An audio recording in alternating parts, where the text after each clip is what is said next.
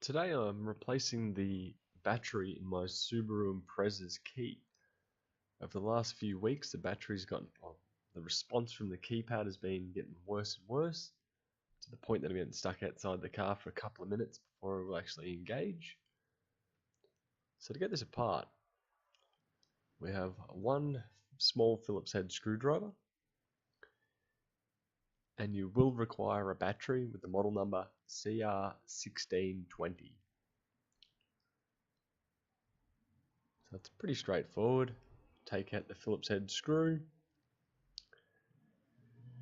and as shown before, that little spot you can get your nail in here, that lifts up, and we're in.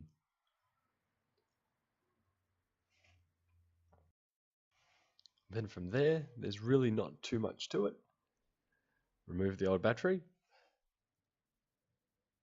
get out your new battery, then simply install it from there. And then reverse the instructions. Hopefully with the replacement battery you should get an improved range and response of your keypad, where at the minute I was previously stuck in the cold for 2 minutes pressing the button to no response, where now I can basically do it from the other side of the house and away the car will unlock. So hopefully this video has helped you, and I'll see you in my next one. Bye.